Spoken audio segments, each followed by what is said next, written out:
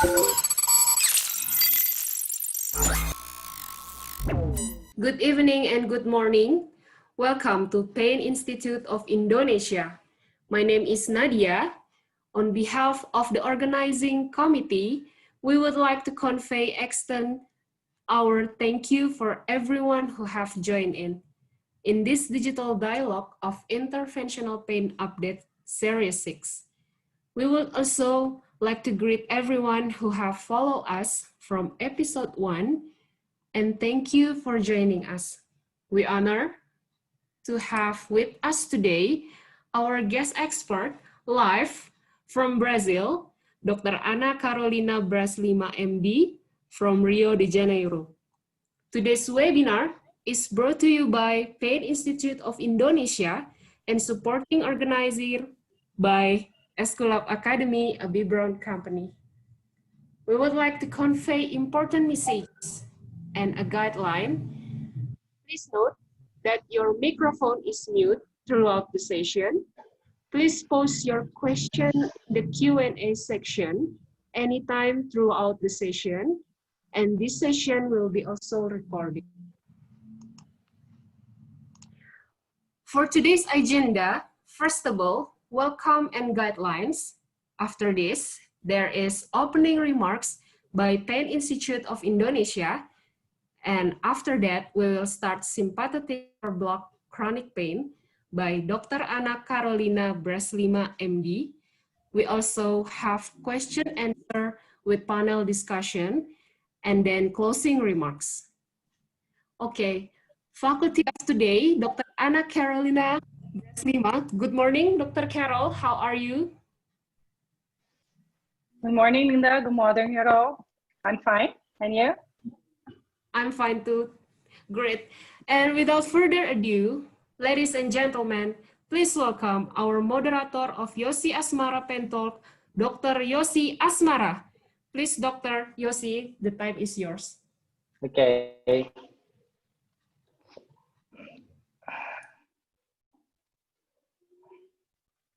Okay, thank you, Nadia.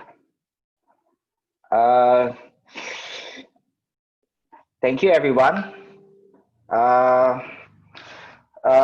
Good afternoon, everyone here in Indonesia, and also good morning from people in Brazil, and also for people from other countries. Thank you today for attending our free webinar, the Yosi Asmara Pen Talk. As you know, this is our 6th episode. The first episode until the 5th episode, all are successful.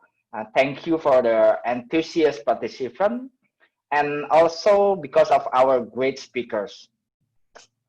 Before we start, I want to give a big thanks to our participant that back up this YAP Talk webinar by giving a donation. Thank you so much for because your donation means a lot for us to help us to improve this free webinar. So for today, we have already 521 registered participants. Is all from the 43, I think, from 43 different countries.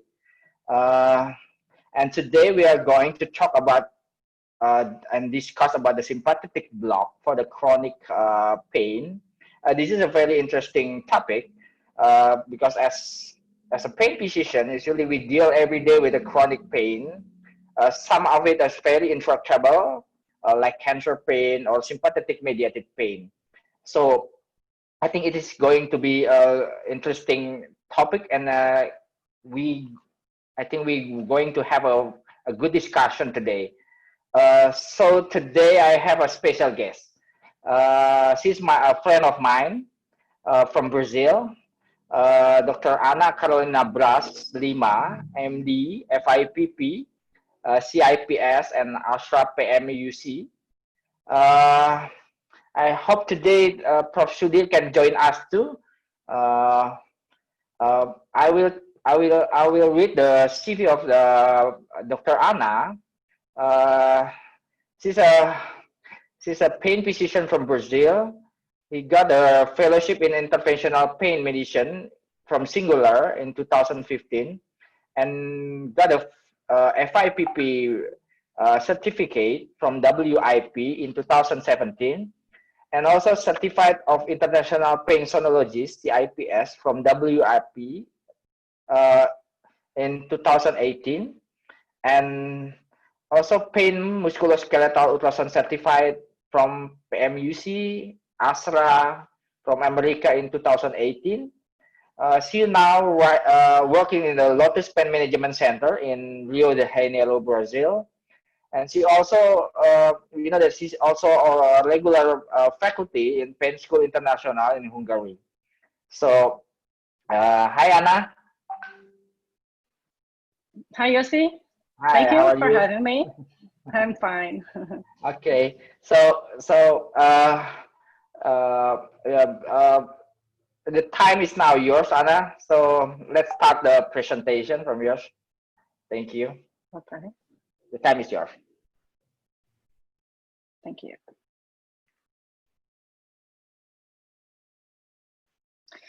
Good morning, good evening, and good afternoon. I'm Anna. I'm from Brazil, from Rio. Thank you, Yossi and Linda, for inviting me. It's a pleasure to be with you. I have no disclosures. And we will talk about sympathetic nervous system for starting. Galeno was the first to describe the autonomic nervous system in 2nd century. In 17th century, Francois described the Horner triad. In the next century, Jonescu identified sympathetic fibers that transmitted visual pain. In 1924, Brown described the stellate ganglion block. And 6 years later, Larish and Fontaine established the indications and the technique for stellate ganglion block. So, the sympathetic mediated pain, this concept that the sympathetic nervous system can contribute for neuropathic pain was described in 1918 by Roberts. Disruptions of the autonomic nervous system have been described for 80 years. The inputs from sympathetic ganglion have been known to be involved in the pathophysiology of various conditions. One of the suggest mechanisms is the loss of regular inhibitory influence of pain, and adrenergic hypersensitivity is also thought to play a part in symptoms. The effect of sympathetic blocks in these conditions usually outlasts the original effectiveness duration of the agents that are applied. This suggests that the blocking of the sympathetic neurons interrupts the positive feedback circuits and decreases the central hypersensibility. The indications of these procedures usually are complex renal pain syndrome, neuropathic pain, peripheral vascular disorders, visceral pain, angina pectoris, oncologic pain, zoster, and pauses herpetic neuralgia. Depending on the disorder, we have different targets: stellate ganglion, thoracic sympathetic ganglion, celiac and splanchnic, lumbar sympathetic ganglion, hypogastric, and impar. Let's start talking about the head and neck sympathetic mediated disorders. So to that, we use the stellate ganglion like our first target. Head and neck sympathetic innervations originated from preganglion neurons on the first and second thoracic segment. They ascend to the cervical sympathetic ganglion where they synapse. Located posterior to the carotid sheath and anterior to the longus colli muscle, we have the cervical sympathetic chain. The longus colli muscle separates it from the transverse process of the cervical vertebra, divided into in upper, middle, and lower region. The inferior cervical ganglion is located anteriorly to the C7 process, transverse process. In 80% of people, it merges with the first thoracic ganglion, which is anterior to the neck of the first rib and gives rise to the stellate ganglion, like here. In 20% of people, intercostal somatic branches of T2 join directly with those of T1. These fibers join in the lower part of the brachial plexus without passing through the stellate ganglion, and they are called Kant's fibers. This explains why, in some patients, an exclusive blockage of the stellate ganglion may not lead to a complete sympathetic block of the upper limbs. So when we talk about the stellate ganglion, we must consider head and neck disorders such as atypical facial pain, cancer pain, and zoster. One study done by Ackerman et al. In 2006 included 25 patients who had CIPS type 1, which developed after a carpal tunnel surgery. All the subjects received 3 consecutive weekly injections of 5 milliliters of 0.5% lidocaine under fluoroscopy guidance for stellate ganglion block. After the injections, 10 of the patients had complete, 9 had partial, and 6 had no pain relief. Patients who had complete pain relief had significantly shorter disease duration and better depression and neuropathic pain scores after the injections. Macarita et al. Reported in 2012 that stellate ganglion block using 6 milliliters of 0.5 100 to 25% bupivacaine and 8 milligrams dexamethasone in a total volume of 8 milliliters, and significantly decreased pain levels in patients with herpes zoster and showed that significant pain reduction lasts up until 6 months, reducing the incidence of the postherpetic neuralgia. This is the only study that has included steroid in the stellate ganglion block, which may have changed the outcome drastically. However, there is not enough evidence to declare the effectiveness of stellate ganglion block in decreasing the incidence of the postherpetic neuralgia. How to perform the block? So we start understanding the anatomy, and I will try to show you it in just a few steps. In this slide, we have a posterior view of our cervical spine, and the first bone that I show in green is the occipitus. Below, we have the C1, and then we have the C2. So it's important to identify which level we are talking about. Changing for the lateral view and starting posteriorly, the first structure that I will see is the spinal process in green, then the lamina, the articular pillar, and coming anteriorly, I can see the posterior tubercle, the anterior tubercle, and then the nerve root.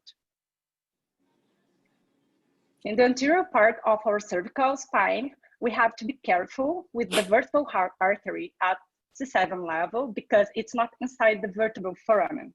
It's passing outside of the vertebral foramen. The stellate ganglion block is typically performed at C6, and where it is located anteriorly to the long skull muscle, like here in this star, and embedded with the prevertebral fascia. This red line is the prevertebral fascia. It is important because we have different signs when we perform the procedure, suprafascial or subfascial. The best one is when we perform the procedure in a subfascial. We have to pass this fascia to have a good outcome. Here we can observe the C6 level, which have the posterior tubercle here and a big anterior tubercle. Usually in this level, the anterior tubercle is big and beautiful. Different of C7, when we go lower, we have no anterior tubercle. So we have to make sure that we are at the correct level. The stellate ganglion in C6, we can observe here the different structures that are related to the stellate ganglion. The first one and superficial is the sternocleidomastoid muscle. Then we have the thyroid, the carotid, the long skull muscle lying below, and the long scapular muscle. Here we have the prefascia, prevertebral fascia, the posterior tubercle, the anterior tubercle, and then recognizing it, we can use ultrasound to perform with different approaches. We can perform it from lateral, and then we have to be careful with the brachial plexus. The nerve roots passing here between the medial and the anterior scalene muscle. So the needle is coming lateral from lateral to medial. we have to take care with the brachial plexus. And when I'm coming from medial to lateral, we have to be aware of thyroid, carotid, vagus, and internal jugular. In this video, I'll show you how to perform or how to recognize the structures that I'm talking about. Here I can see my thyroid, carotid, then I will looking for the anterior tubercle and the posterior tubercle of C6, the C6 nerve root, and then the long skull muscle. Here is the trachea, thyroid, carotid, then the anterior tubercle, posterior tubercle, the nerve root, and this green is the long skull muscle, the long cavity muscle, and here I have the prevertebral fascia. My needle should come in this video medial to lateral, lateral to medial, sorry, and then I can see the spread of my local anesthetic just in the anterior part of the long skull muscle. Be careful with the phrenic nerve that is located between the anterior scalene and sternocleidomastoid muscles. It lies on the anterior surface of the anterior scalene muscle behind its fascia at C6 vertebral level, and it could be located exactly on the needle pathway when performing stellate ganglion block. Associated brachial plexus block is reported in up to 10% of patients. Subfascial injections have better caudal spread and greater temperature change between arm than superficial injection.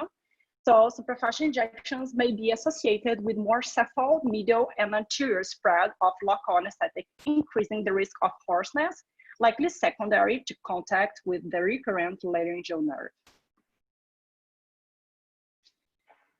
Let's not forget the Doppler. Here in this video, I show you my neck.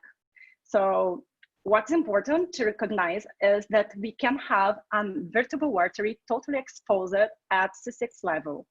If we observe, the vertebral artery looks like the nerve root. So turn on the color, and then you have to avoid the artery punction during the procedure. Again, the trachea, the thyroid, the carotid, C6 anterior tubercle, and then my artery is going into the C5 foramen.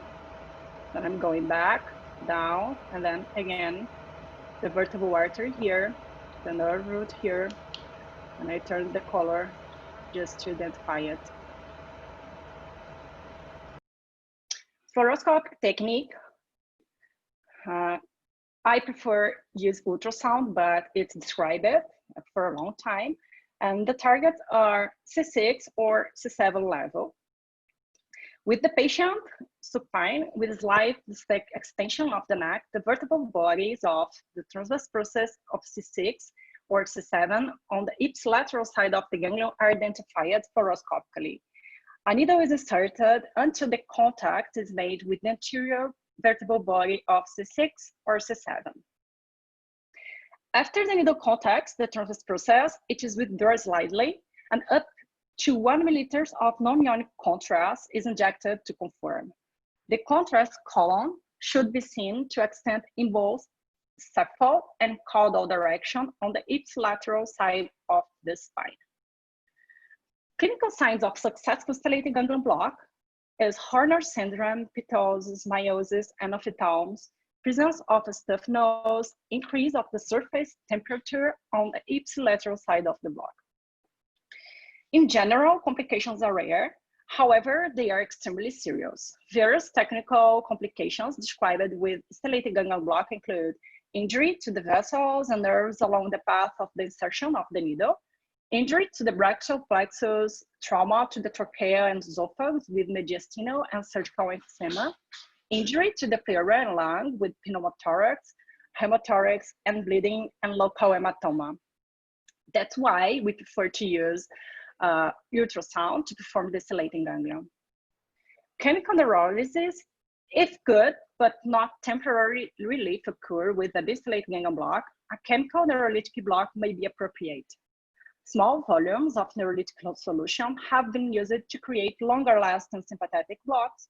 And we have potential complications that include permanent Horner syndrome, brachial plexus injury, and spinal injury. When we talk about radiofrequency, to perform it, we use a 22 gauge cannula with 5 milliliters active tip. Stimulation before each lesion should include 2 heart stimulation at 2.5 volts. Asking the patient to say E to test for recurrent laryngeal nerve stimulation. And at the same time, a hand is placed just below the rib cage to feel for diaphragmatic movement if there is stimulation of the phrenic nerve. Inject 1 milliliters of local anesthetic, followed by lesioning at 8 degrees for 30 seconds. And the probe is then moved laterally for a second and third lesion. If symptoms are primarily in the hand, consider T2 and T3 thoracic sympathetic lesion, not stellate ganglion. So for thoracic and upper limb disorders, our target is the thoracic sympathetic ganglion. The major indications of this block is zoster and postherpetic neuralgia, neuropathic pain, and CIPS. So to start this block, first we have to identify the correct level of the spine, that is T2 and T3. And in order to align the end plate, we need to turn the C-arm about 20 degrees cephaloid. After aligning the double end plate, we turn the C-arm about 20 degrees ipsilateral until forming a 9 degrees angle between the vertebra and the rib. Here we can see the vertebral body, the spinal process that is slightly lateral, and the rib. So we have to find this degree, this 90 degree between the rib and the vertebral body. Here we have our target, my entry point. So it's important to be close to the bone. Advance the needle very slowly, stand as close as I possibly can to the lateral border of T12 in the posterior and anterior plane. Then check your depth with frequent lateral views until the tip of your needle reaches halfway along the side of the vertebral body. And be careful with the posterior limit. So here we have the vertebral body. In yellow, I have my foramen. Then the tip of my needle is stopping at the middle of the vertebral body. And I have to look if my contrast is not having a reverse flow or is not going to the posterior part. And this is my limit in the red line. Check the contrast dispersion in continuous X-ray in AP, and to be sure that we're not in an interpleural space. So continuous AP view, X-ray is needed to see the movement if we have an interpleural movement of my contrast or my dye. We do the same thing in the T2 and T3 levels. Complications is infection, hematoma, pneumothorax, cardiac arrhythmia, intercostal neurite, bronchospasm, and compensatory sweating. When we have an abdominal pain, celiac plexus and splanchnic is our choice. So the celiac plexus lies anterior to the aorta and epigastrium and extends for several centimeters in front of the aorta and lateral around the aorta. This is the aorta. And fibers within the plexus arise for preganglionically splanchnic nerves, parasympathetic preganglion nerves from the vagus, some sensory nerves from the phrenic and vagus nerves, and sympathetic postganglionic fibers. Afferent fibers concerned with nociception pass diffusely through the celiac plexus and represent the primary target of celiac plexus blockage. The celiac plexus and splanchnic nerves innervated visceral are the gastrointestinal tract, like pancreas, stomach, livers, adrenals, ureters, and abdominal vessels. The primary indication of this block is intractable abdominal pain, mainly in the case of chronic pancreatitis or malignance of abdominal origin, particularly pancreatic cancer.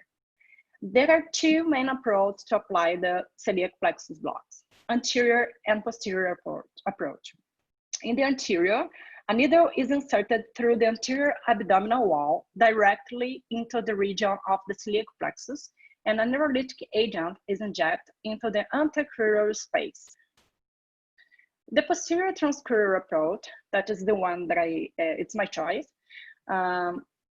we perform in L1 level, at L1 level, and in this approach, a needle is inserted under CR or CT guidance, caudal to the 12th rib, and scaffold to the transverse process of L1 toward to the anterolateral surface of L1 corpus on the left side. Continuous aspiration is applied as the needle might penetrate the aorta. If blood is aspirated, then the needle must further be moved anteriorly so that the anterior wall of the aorta should be passed.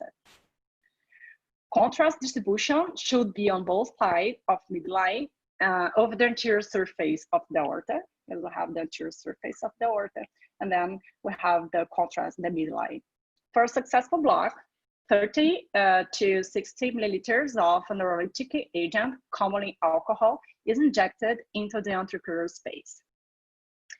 In 2006, Wang et al. Did the first extensive prospective randomized controlled double-blind evaluation of the analgesia of the celiac plexus blocks in patients with pancreatic cancer.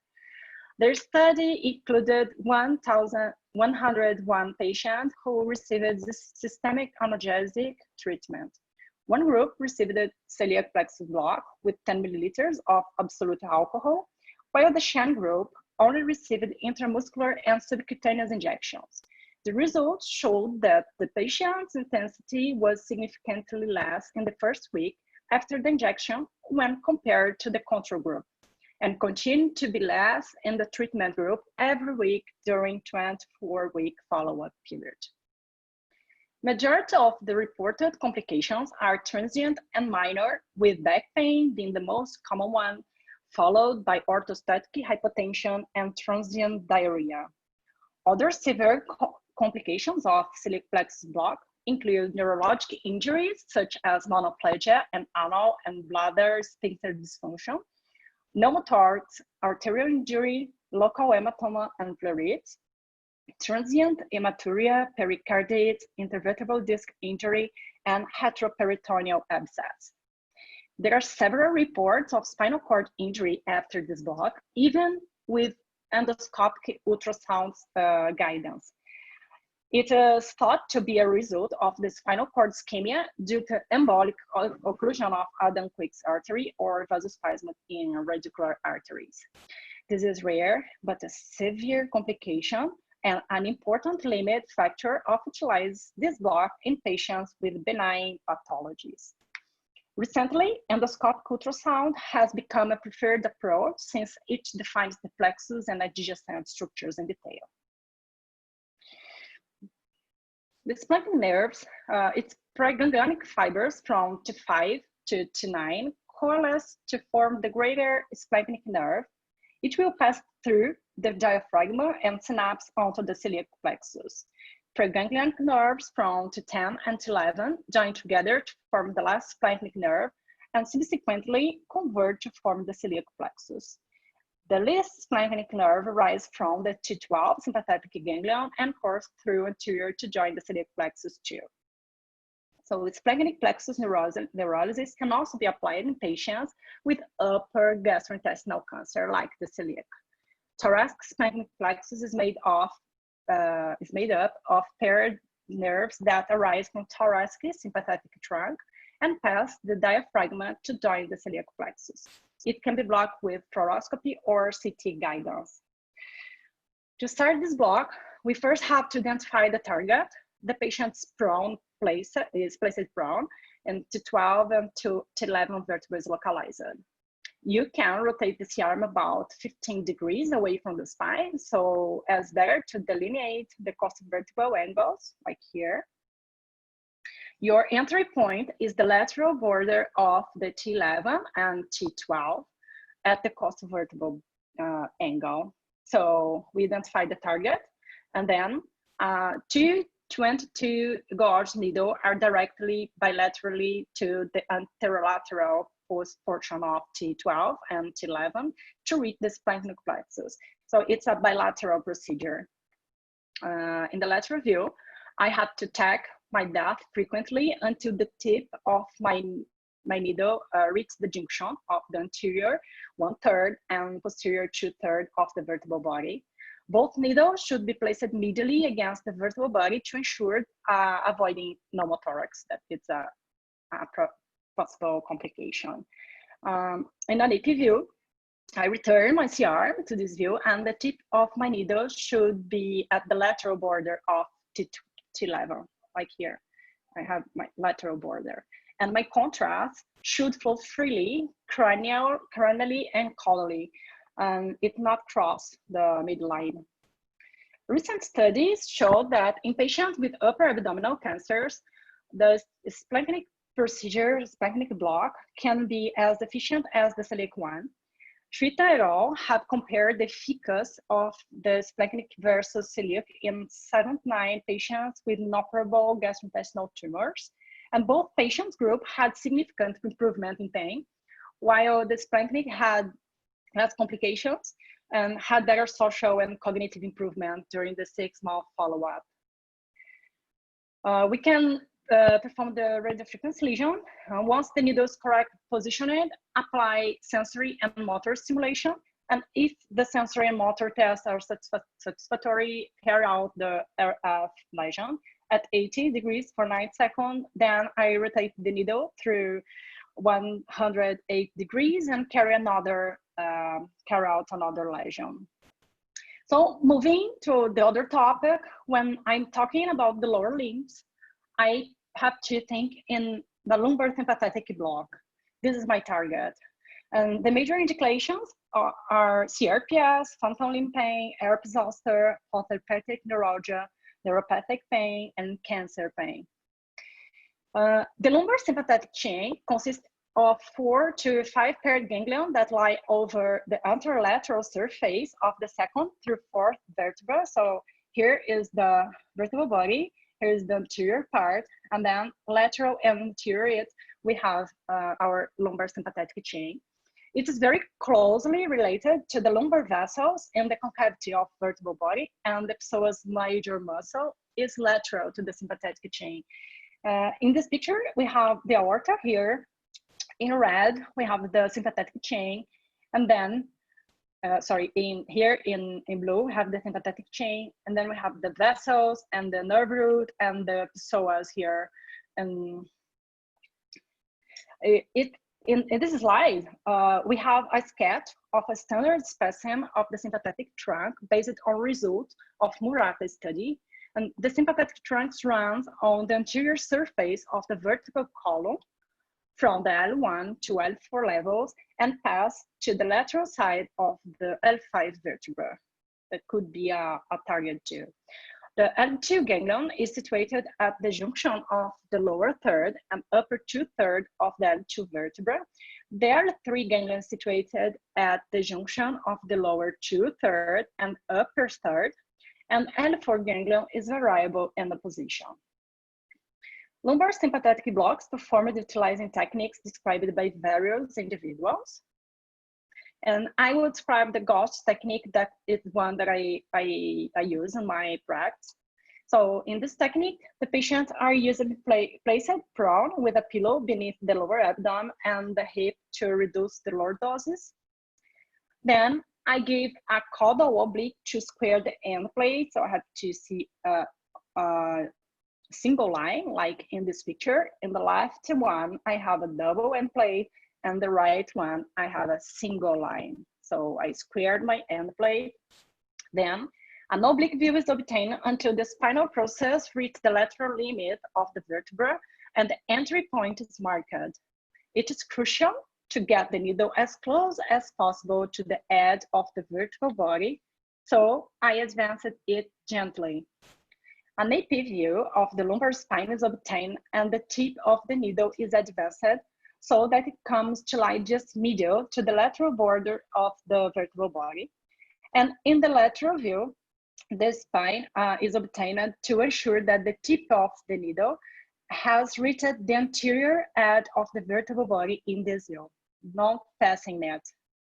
A small dose of contrast inject confirm the correct placement of the needle tip. So my contrast flow freely, caudal and cranial, and I have no contrast coming to the posterior part, neither to the anterior part. It's close to the vertebral body. And now in an AP view, I have here the contrast, and the contrast can cross the midline and can be at the psoas muscles that could be reached during the procedure. Ask for a continuous fluoroscopy is important to be sure that you are not in a vessel, like in this picture. Here, my needle is here at the end of the anterior part of the vertebra, and I can see vessel flow. It is to be considered a chemical neurolysis only after local anesthetic blocks of the lumbar sympathetic chain have documented efficacy but have failed to produce long-lasting relief. Significant longitudinal spread of drugs along the sympathetic chain is required for adequate neurolysis, and contrast should confine itself to the anterolateral border of the vertebral body in a tight, linear fashion. Movement of contrast agent is cephal and caudal, ideally with no lateral diffusion, and contrast material that diffuse laterally is usually deposited either in the psoas muscles or in the fascia. The agents, we can use phenol or alcohol, but phenol is usually the agent of top choice for neurolysis, as it produces a lower incidence of neuralgia than the equivalent volumes of alcohol. Although volumes as small as 2 milliliters through each of 3 needles have been used, that's how I perform this procedure. Larger volumes, like 15 milliliters through a single needle, have been equally efficacious, but it can have more complications. Radiofrequency lesions, the manner in which the contrast spread is crucial to identification of accurate needle placement. The contrast will spread in a linear fashion beneath the facet joint in a cephalocaudal direction, visualized in the NP view. In the lateral view, it will spread in a linear fashion covering the anterior third of the vertebral body, like the last picture. If the contrast noted laterally in the AP view, it indicates that the placement of the needle tip is in the psoas muscle, and thermocoagulation with the needle in this position could result in damage of the lumbar plexus nerve. Spread of contrast anterior to the anterior part of the vertebral body indicates an intraperitoneal needle tip placement. For heat radiofrequency for lumbar neurolysis, the stellate is removed, and 2 milliliters of 2% lidocaine is injected before the lesion, and a continuous lesion mode is applied. Both sensory and motor stimulation should be performed, and the tip temperature is about 80 degrees Celsius for 6 seconds. Minor complications include postoperative discomfort, mild hematoma formation, temporary numbness and weakness. And more serious complications include intravascular or subarachnoid injection, retrograde ejaculation, deceit, and spinal osteomyelitis. Genitofemoral neuralgia is the most common complication occurring if the needle is placed too far laterally or posteriorly, resulting in numbness or weakness in the groin, anterior thigh, or quadriceps with local anesthetic injection. Lumbar sympathetic block are an efficient way to deal with sympathetic pain, especially in patients with CRPS. Even though there are other indications to perform this block, the majority of control studies in the literature involve the CRPS case. The literature about other application of lumbar sympathetic block merely consists of cases reports. May et al. Have investigated the effects of this block in pediatric patients with CRPS. Then they conducted a double-blind placebo-controlled study, including 23 patients. Control group received intravenous lidocaine and lumbar sympathetic saline, while treatment group received lumbar sympathetic lidocaine and intravenous saline. Lumbar sympathetic block produced a significant decrease in pain intensity compared to pretreatment values of allodynia and verbal pain scores, while intravenous lidocaine failed to provide it. So changing to the perineal and pelvic pain, we have the hypogastric plexus and the infraganglion block, like our targets. So the hypogastric plexus, it is situated in the heteroperitoneum, bilaterally extending from the lower third of the 50 lumbar vertebra and to the upper third of the first sacral vertebral body. It's an extension of the aortic plexus below the aortic bifurcation and contains sympathetic fibers and visceral afferents. Pain from the lower abdominal as well as pelvic viscera travels along the sympathetic chain via the superior hypogastric plexus. Pain involving the bladder, ascending and sigmoid column, rectum, penis, penis, test, seminal vesicles, vagina, fundus, uterus, and ovaries. Planck described this technique in the literature and did the earliest work on its efficacy in 1990. They defined and implemented a double needle fluoroscopy guide approach in 28 patients with pelvic cancer pain. They used 6 to 8 milliliters of phenol to achieve nerve block and reached a pain reduction of 70% with the injection alone. In 2005, the transdiscal approach was described by Turker et al. Gamma et al. Compared the effectiveness of this transdiscal approach with the classic posterior approach in 30 patients in 2006. And they showed that the duration of the procedure was significantly shorter in the transdiscal approach, while pain relief and opioid consumption did not show significant difference between two groups. Even an ultrasound-guided approach had been described in 2008 by Mishra, and they compared the effectiveness of this method against oral therapy and showed that ultrasound-guided block is significantly better than oral therapy alone. Goffin and Lee have recently done a cadaveric study to determine the feasibility of the ultrasound-guided approach and reported that it could be as effective as the traditional approach in a clinical cycles. Hypogastric plexus block. My preference is for the transdiscal approach because it's faster and easier for me to perform. And then I square the end plate and I give a lateral, a small lateral view, oblique view. So after the L5S1 intervertebral disc is identified and optimized for a squared view, that is achieved by tilting the fluoroscopy arm the cephalocaudal direction. Sometimes we have to give a very big cephalocaudal oblique. And then we tilt the C-arm laterally until the superior articular pillar of S1 here achieves the lateral third of the disc space. So here we have the disc space, and then I give the lateral until I see this part, the lateral part of the articular pillar at the third part of the disc space. It's important because depending which degrees I'm giving, if I put my facet in the middle of the disc, my needle will cross when I have an anterior view. So it's important to not give a lot of oblique in the lateral. This is my entry point.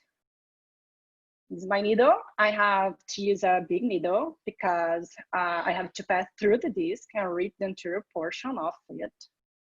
And I have to be mindful of the relationship between the nerve root and the articular pillar. So be close to the articular pillar, and the patient should be awake.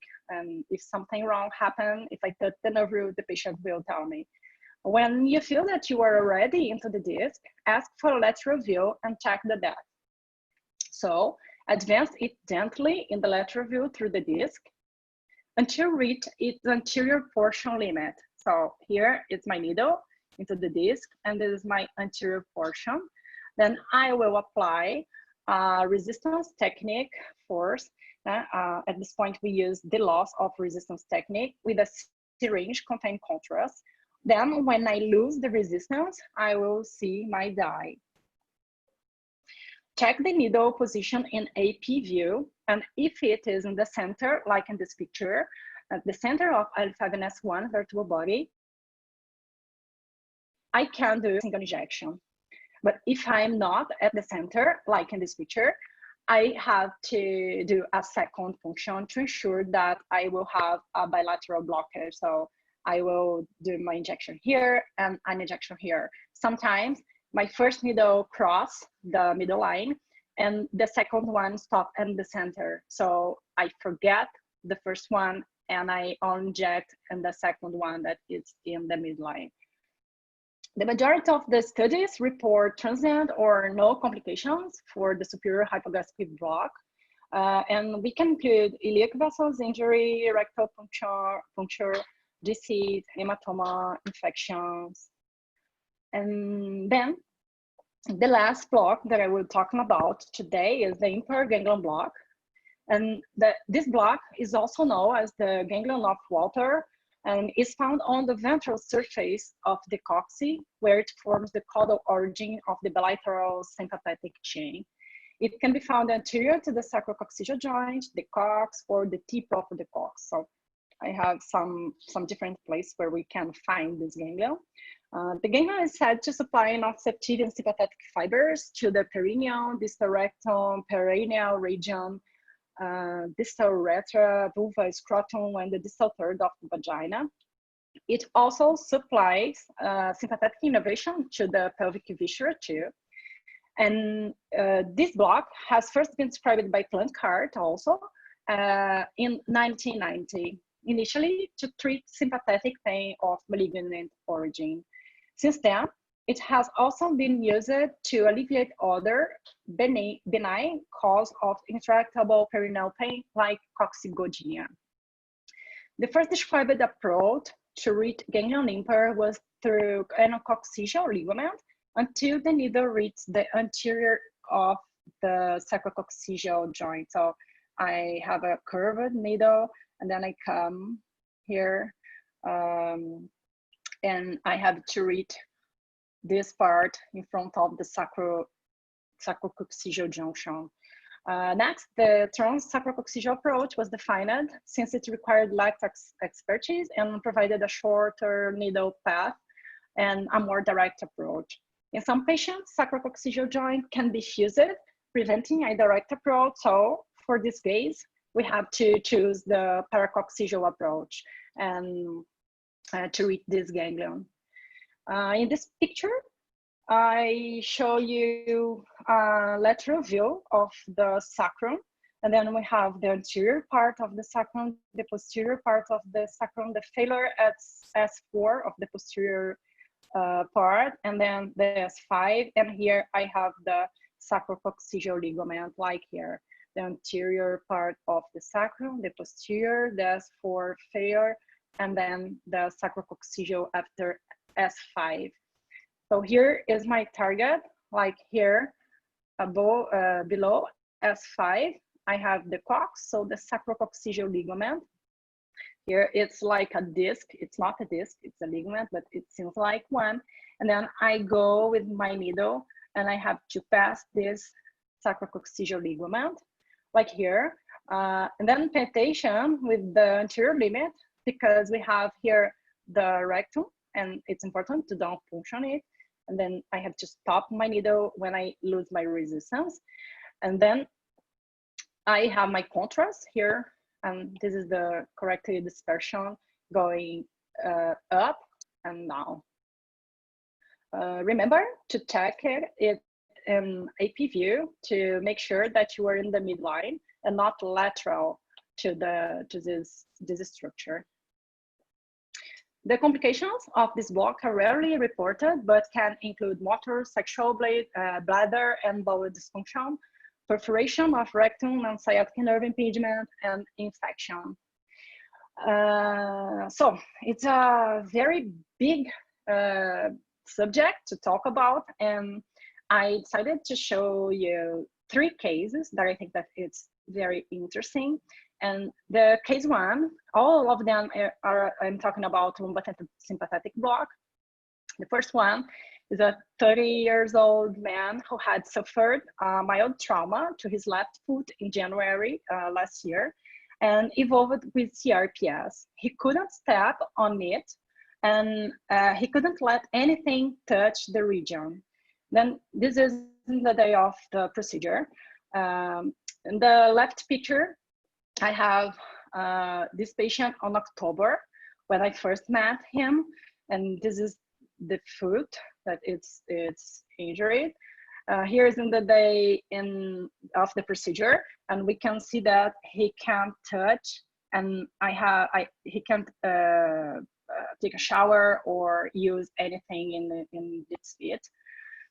And 5 of December was the neurolytic block that I performed. And then 1 month later, I have this picture on January. The foot is very different. The edema, everything is better. It's not a normal member, but another limb, a normal foot, but it's very, very better. 2 months later, I can touch his foot.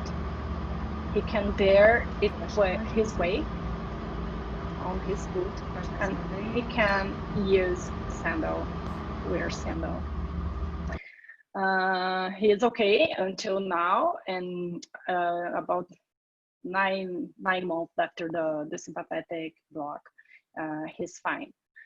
The case 2 is a 45-year-old woman who had underwent ligament surgery on her left ankle after dislocation and evolved with allodynia in the following regions.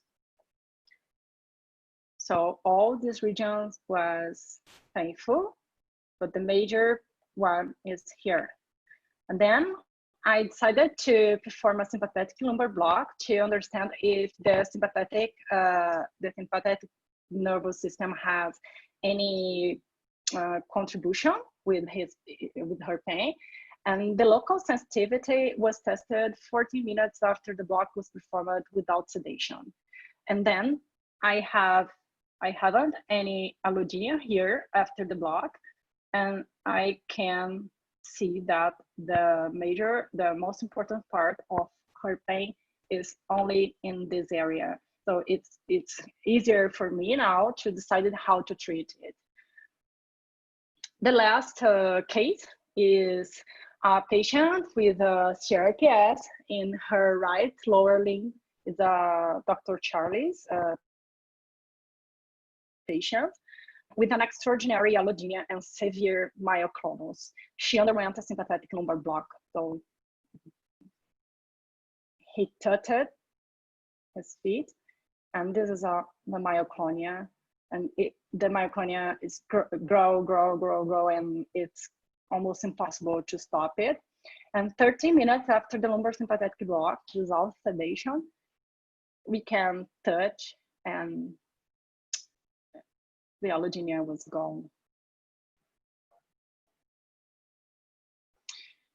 So thank you, Yossi. Thank you, Linda. Thank you for inviting me. If you have any questions, I am here. I'm free for you. And this is my contact if I can help with anything.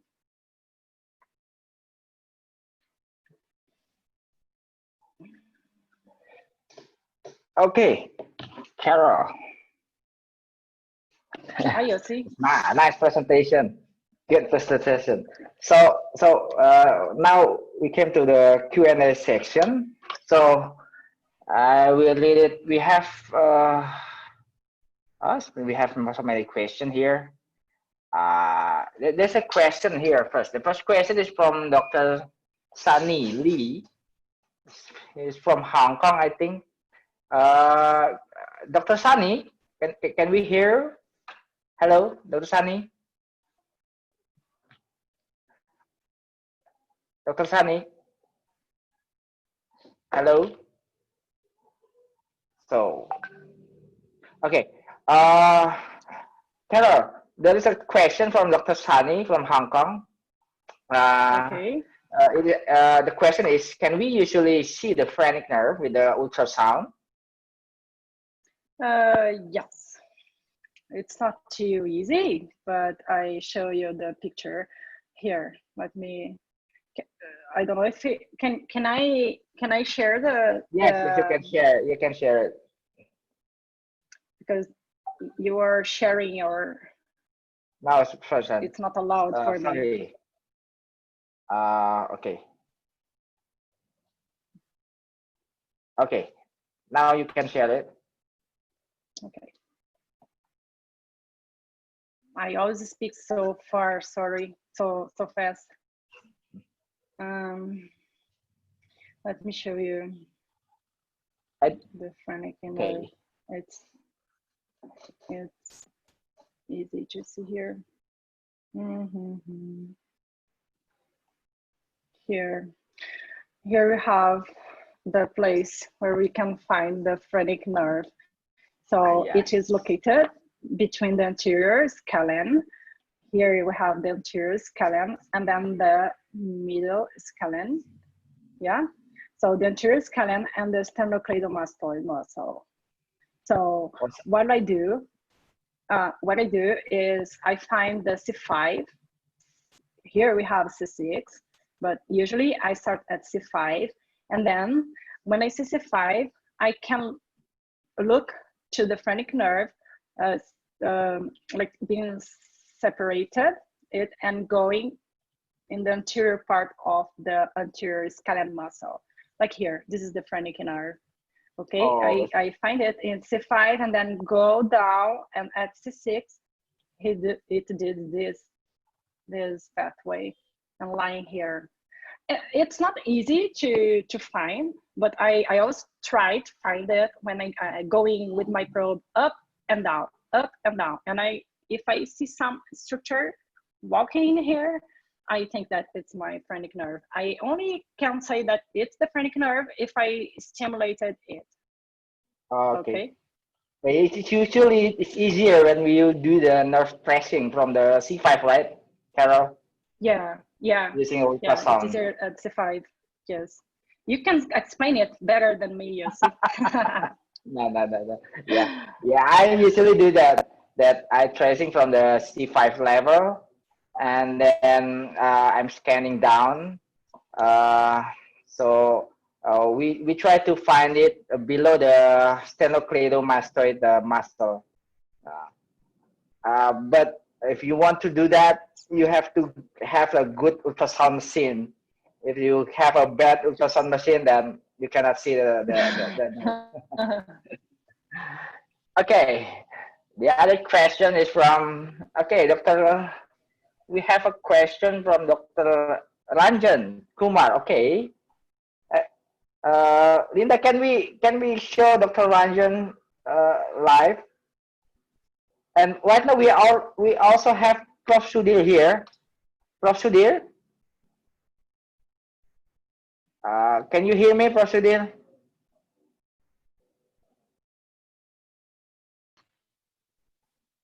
Hello, Prof. Sudhir. Yes, I can. I think I'm still muted. Okay, can you see? Still muted.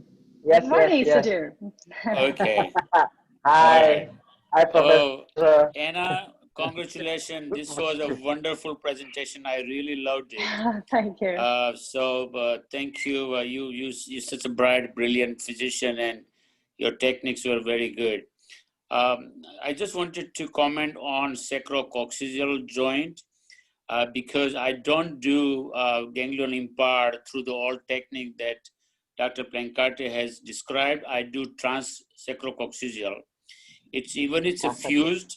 The fusion is very, very soft. You can still use the 18 gauge needle and you can pass through. So I think that is more safer and more easier approach. And through that needle, you can also use the radiofrequency cannula. So it's a good approach. And I loved the way you showed it. It's very effective. And congratulations. It was a beautiful presentation.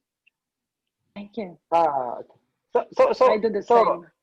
Yeah, Prof. Sudhir, Yes. when we do the RF for the impart ganglion, do you use only one needle or for the RF, or you use another needle? So for RF, as you understand, the liquid will spread more easily and more Yes. larger area than radiofrequency lesion, which is just 2 millimeter size. The problem is the ganglion in part is elongated and is situated from a sacral 4 to all the way to beyond sacrococcygeal joint. It's a long ganglion. So if you do a 1 or 2 lesions, it may not be enough. So you may have to do multiple lesions. The problem is how to reach. So if you go through the sacrococcygeal joint, and if you do both sides, I think you can interrupt a good number of fibers. But if you use a curved needle and if you use a paracoccygeal approach, you may be able to get some more lesions. But multiple lesions are always preferred. Actually, in the RF machine, there is a bipolar thermal RF. Can we use it? Yes. So the problem with bipolar would be, yeah, you can do 2 needles and you can use that. I have not used it, but it's not difficult. I've seen the picture, and it should not be a problem to use it. Oh, okay. Thank you, Prof. Okay, we have another question. Okay, so this is from Dr. John. Okay, this is my fellow, Dr. John from Indonesia. How effective is the stellate ganglion block using the local anesthetic, especially in chronic pain? How many times can it repeat it? The block?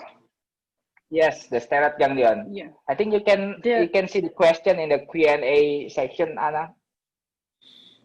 Okay. Okay. I can't find it. John is joined. If Dr. John? Yeah, he's online. Oh, Dr. Ranjan. Okay. So we try to move to another question first, Carol. We have Dr. Ranjan here, Dr. Ranjan Kumar. Hello, Dr. Ranjan. Okay. Hi, Dr. Ranjan. Yes, hello. How are you? Hello. Yeah. How are you, sir? Yeah, hello. Yes, fine. Okay, Dr. Ranjan, you can ask directly to Carol, or also Prof. Sudhir maybe can answer also, can help to answer. So okay, we can. Okay, thank you. Okay, thank you. I want to ask you about the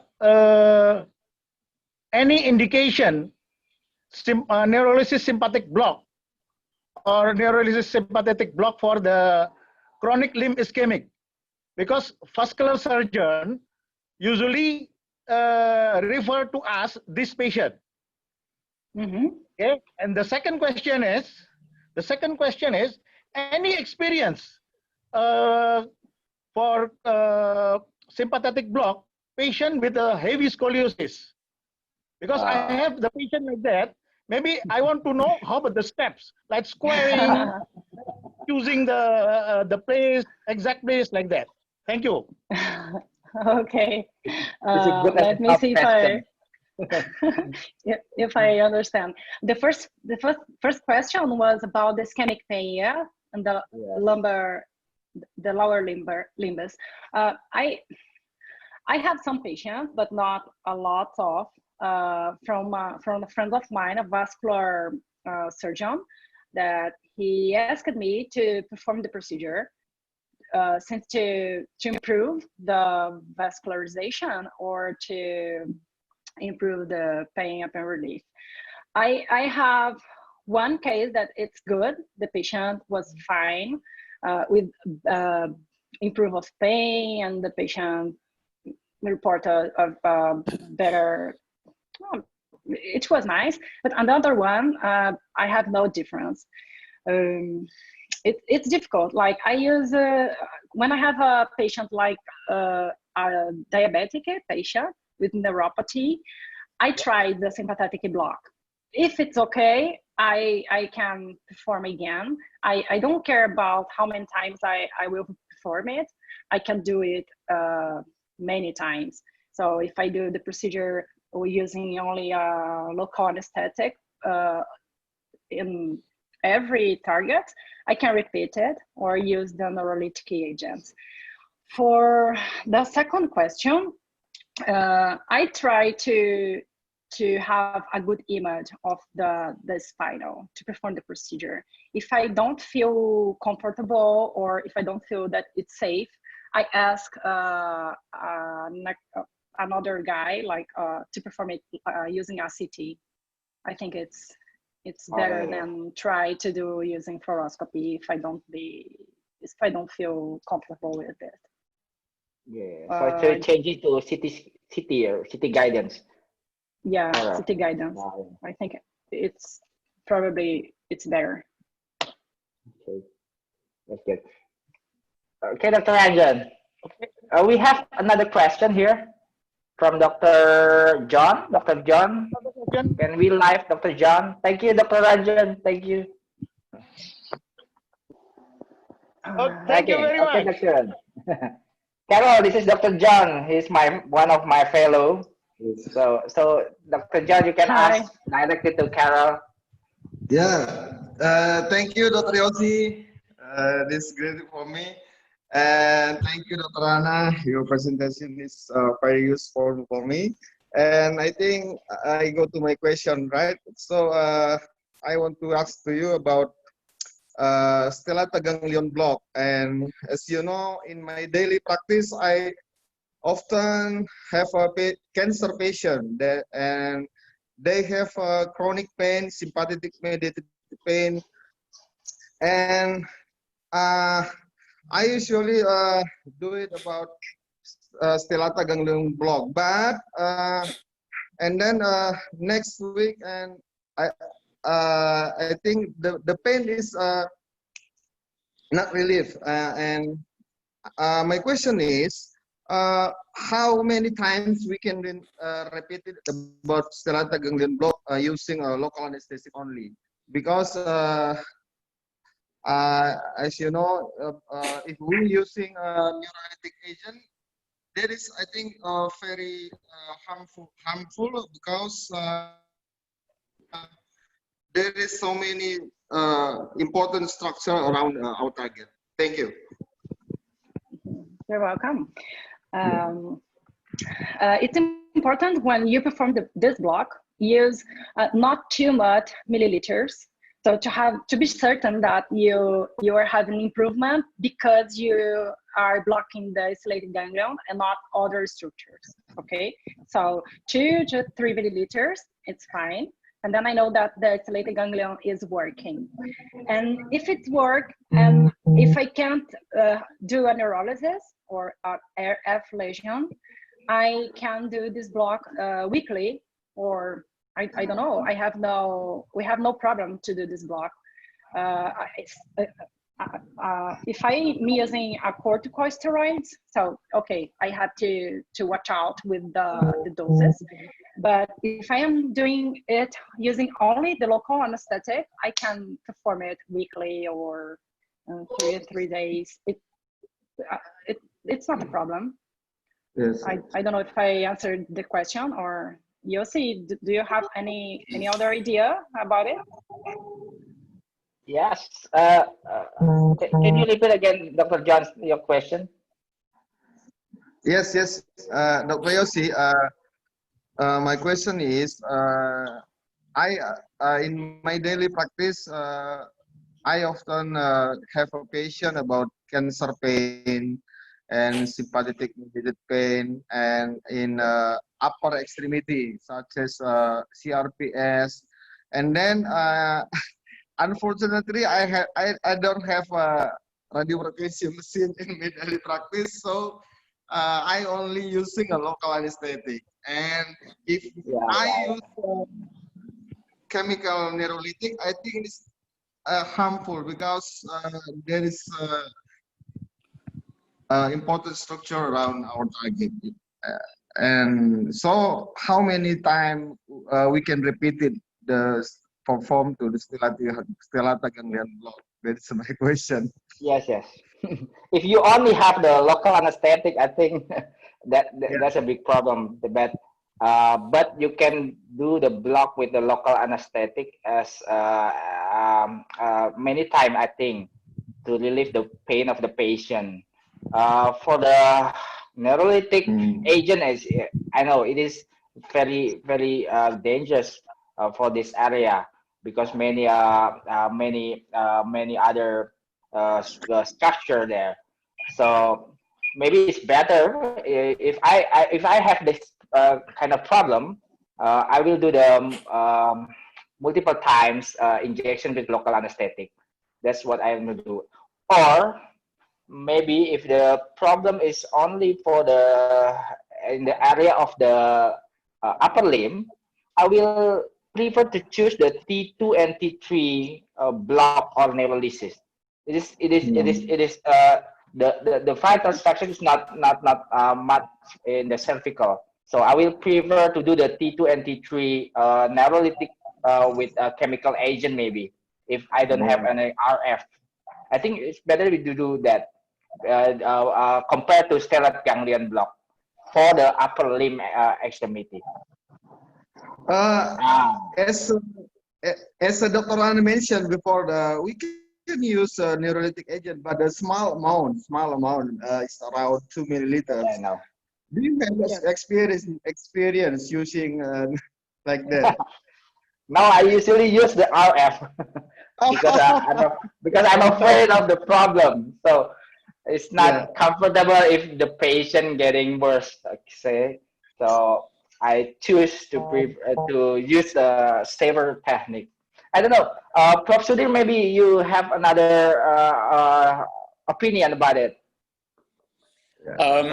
What I do is, I think Anna and you both are absolutely right that for sympathetic block, if you use just the local anesthetic, you do a series of injections. Usually one injection is not enough. So what I do a 3 or 5 injection, 1 injection every week. So if you do that, that will reduce the overactivity of sympathetic system. We usually don't use steroid here in United States. We also don't do a lot of neurolysis because if anybody has sympathetically maintained pain, neuropathic pain, we have, we easily use spinal cord stimulator for that because that neuromodulation also causes sympathectomy and can help you for your pain. So we have slightly different kind of protocol, but just for local anesthetic, 1 injection is never enough. You will have to do a series of injection, and I usually do either 3 or 5. Oh, okay. Thank you, Professor. Okay. Any other question, Dr. John? Okay, I think it's enough. Thank you so much, Dr. Yossi, Dr. Anna, and Prof. Sudhir. Thank you very much. Thank you, Dr. John. Okay, we have another question from Dr. Tony. Dr. Tony? Okay, hi, Dr. Tony. Are you still mute? I think, Dr. Tony. Hello. Hello, Dr. Tony. Hello. Nice to meet you. Hi. Hello, Hey, Dr. Tony, where do you come from? Dr. Tony, where do you come from? Yeah, Hong Kong. Hong Kong, okay. You can ask directly to Carol. Yeah, I have a question on the superior hypogastric nerve block. So what you demonstrate, Anna, is the transdiscal approach. I think this is a really good approach, which is safe, very time saving and also convenient. But in the case of radio frequency, do you still use this approach? Because somehow the plexus will have a bilateral side, although the plexus is more concentrated on the left side. So from your experience, if you really want to perform a radio frequency, for example, thermal radio frequency after a positive diagnostic block, do you still use this approach? If so, would you mind to share your experience how to perform the radio frequency by this transdiscal approach? Would you consider bipolar or even cool RF through this approach? Yeah, thank you. The hypogastric block or neurolysis is the same case that Sudhir talked about the infraganglion. It's not a small structure or it's not localized, then it's big. I know that the RF is described, but I never did. I only use the phenol, and it's easy when you are using this interdiscal technique, because if I am in the front of the disc and in the middle, it's just to put there 6 milliliters to 8 milliliters of phenol, and it's safe. You have to ask the patient to stay laying laying down for 30 minutes, and then that's it. I have it. It's almost impossible to reach the whole ganglion use RF, but you are thinking, your thought is correct. It's impossible to using one needle. If I decided to do that, I will do the Plancard first described technique. Yes, the bilateral, coming from L4 to L5 and staying the lateral and anterior part of the L5 vertebral body. Okay, but I've never did RF for splanchnic, neither for impaired ganglion, only phenol, because the volume of the ganglion. I see. Because why I ask this, because I have 1 or 2 patients who are just middle age with chronic pelvic pain, and they both respond quite reasonably to the diagnostic block of the superior hypogastric plexus. But the duration of effect was not that long, maybe just last for 1 month at most. Yeah. So my thought was whether I should go for a neurolytic block. I am pretty hesitant to go for chemical neurolysis, because they are long cancer pain, unlike those pelvic cancer. They're just a chronic pelvic pain from those multiple recurrent PID. So I was pretty hesitant. That's why I come up with an idea whether the radio frequency would be a good idea for that. So will you have any sharing? Would you consider, in this case, a series of block can actually help instead of going ahead for denervation or whatever neurolysis in this group of middle age, chronic pelvic pain, responsive to the diagnostic block? Understand. Yeah. Okay. You can think about PRF too, the boosted radio frequency. There's some studies with good results, but I still thinking that when you perform the radio frequency, the HIT one, you probably have a not effective ganglion neurolysis. I don't know if Dr. Studier use this for your patient. Do you use radio frequency for hypogastric plexus neurolysis? You have no sorry. Okay. Sorry, my microphone was off. Anna, you are absolutely right. The radio frequency is effective, but you have to do multiple lesions. One lesion will not really help you. So you have to really do multiple lesions. We are very careful, very conservative into doing the neurolysis in non-cancer patients, because these are, otherwise chronic patient. You don't want to do neurolysis for those patients. So again, here in America, we jump to spinal cord stimulators faster than doing neurolysis. I see. Thank you, Professor Dhiren. Yeah, thank you, Professor Dhiren. Yeah. But the spinal cord stimulator in Indonesia is a big problem, so, because it's very expensive. It is. You are absolutely right. It's a resource-based, practice. If what you are discussing is actually very, very helpful, where you can help the patient with, cost effectiveness. Stimulator is very, very expensive, and you cannot afford that. And neurolysis, when I was at Cornell and we had more cancer patients, the phenol neurolysis, as Dr. Anna Carolina explained, it is very, very effective. It is safe. I also have used alcohol, 70% alcohol. That is also very effective and very safe. But neurolysis overall, to do for non-cancer patients, it's a very big challenge. You might end up into more trouble than helping the patient. Okay. Yeah. Professor Dillon, since you mentioned about the multiple sites of radio frequency, so what are the locations you would like to perform the radio frequency? Which level apart from the L5, S1? I think it's a good question. What I said, multiple lesions, not multiple levels. Okay. Yeah. Okay. So you can go L4-5, L5-S1, which is a pretty big, and because your radio frequency lesion is only 2 millimeter, right? Yep. So if you do just 2 millimeter lesion, then you are bypassing a lot of other nerve cells and nerve fibers, and ganglion is not really completely neuralized. So this is why you have to put multiple lesions, not multiple levels. You can do the same level, but multiple lesions. Okay. Okay. Yeah. And Thank this you. is why, the chemical neurolysis is easier because, you use 6% or 8% phenol, and in a small volume, and it will spill over all the entire ganglion. But you have to do about 2 needle technique, not 1 needle. Unless your pain is only one side, then you can use 1 needle technique for that particular side.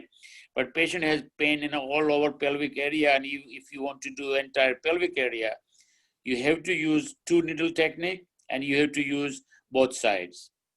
Thank you. Yeah. Thank you, Professor Dillon. Okay. Does that answer your question, Dr. Tony?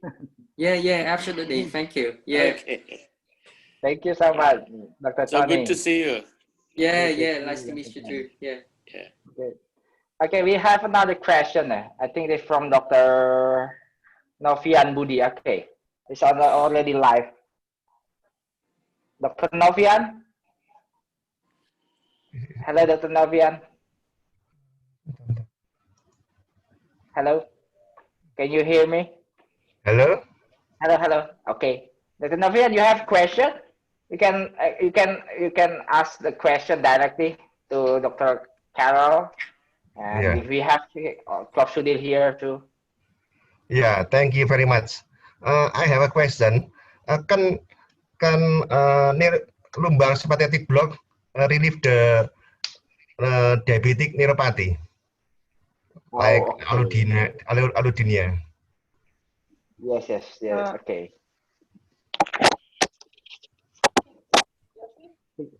It is about the painful diabetic neuropathy, Carol, I think.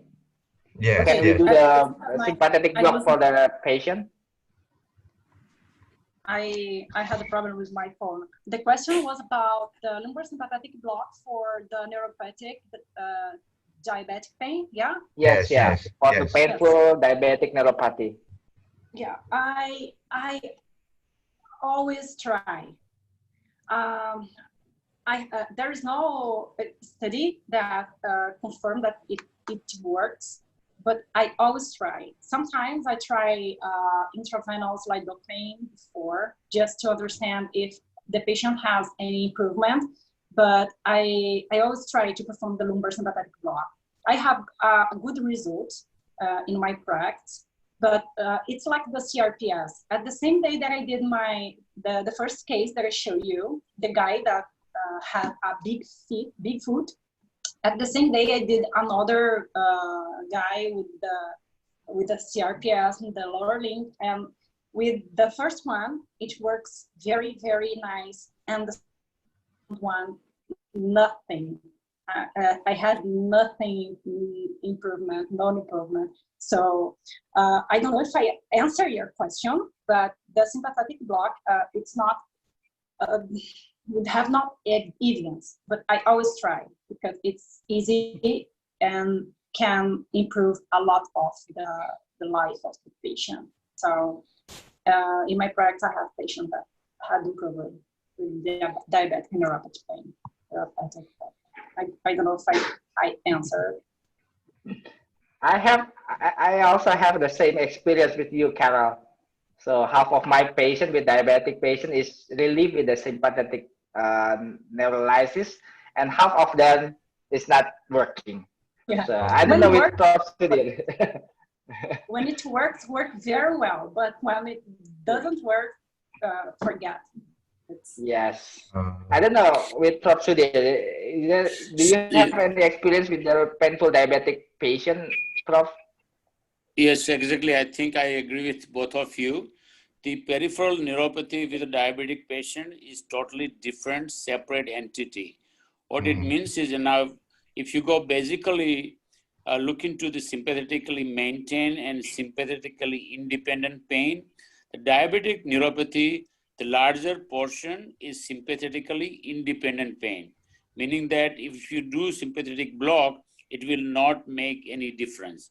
Also, diabetic peripheral neuropathy has this condition called anesthesia dolorosa, meaning that you have pain, but you don't feel anything. So that is a very typical condition where sympathetic blocks don't work. In fact, the peripheral neuropathy is a big challenge for all of us, including the people, those who are using the neuromodulation technique. And peripheral neuropathy sometimes helps, sometimes doesn't work. And that's because the complex mechanism of neuropathy, it's not always sympathetically maintained, and that's why sympathetic blocks may work or may not work. But I totally agree with both of you. Okay. Okay, Dr. Sofian, you have any other question? Thank you, Professor. Okay. So I think the time is up. We have many questions, but unfortunately we have no time again. So maybe some of the questions will be answered by Carol by email, I think. I will send it to you. Okay. So thank you so much, Prof. Sudhir. Thank you so much you join us here. I hope for the next episode you join us too. Okay, Yes, Prof? Thank you so much. I love to be part of this this series, and I would not miss Anna because I have not seen for a long time. So I wanted to see her, and I wanted to listen to her. And I'm so proud of her. She did a wonderful job. So thank you for inviting me. Thank you, Anna, for your presentation. And I'll see you guys next time. Yes, okay. Okay. Thank you, Prof. Yeah, take care. Yeah. Yeah. Bye. Yeah, bye, Prof. Yeah. Bye. Okay. Thank you, Anna, for your presentation. For other participants, after this episode, we have another episode on Saturday. We have Dr. Andrea Prescott from USA. She's an expert from about the nerve entrapment. She will be talk about the nerve entrapment problem. I think if you know that she is she has a book about the nerve entrapment that's very famous. So I hope that you guys can enjoy the next episode of the YAP Talk. It will be Saturday, 15 August at 8 p.m. Indonesian time. I think it's around 9 a.m. USA time. I think, Carol, if you have time, you can join us at Saturday. Okay. It will be 15. Yeah, I will send you the link so we can discuss with Andrea. Okay. And also I want to thank you for all the participants who already who give a donation for our free webinar. This is really mean to us that we can improve this program. So thank you very much. Okay, Carol. See you again. Thank you, you all. And if you want,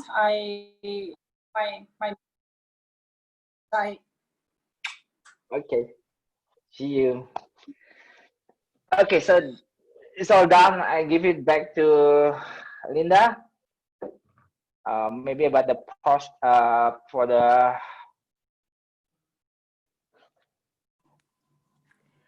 Okay, thank you for the excellent sharing and tips, Dr. Carol. And of course, thank you to the moderator, Dr. Yossi.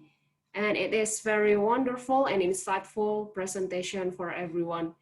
Before we leave, we would like to encourage all of the participants to participate in our polling or feedback of today's session. Right now, in the screen in the front of you, there is a polling for you to fill in right now.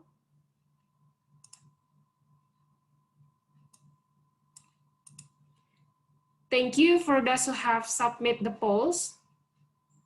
For our next episode of Interventional Pain Update, we will have a digital dialogue on August 15 with Dr. Andrea Trescott from America. And don't forget to register and join our next episode. The link is in the chat section, and stay tuned for any update in Dr. Yossi Instagram and Pain Institute Indonesia YouTube. Once again, thank you very much to all of participants for joining in. And thank you for our speaker, Dr. Carol, and moderator, Dr. Yossi. And also, thank you to crew organizing team behind the scene. Today's event is brought to you by Pain Institute of Indonesia and supporting organizer by Esculap Academy, a B. Brown company. So stay tuned for the next episode and we will see you. Goodbye.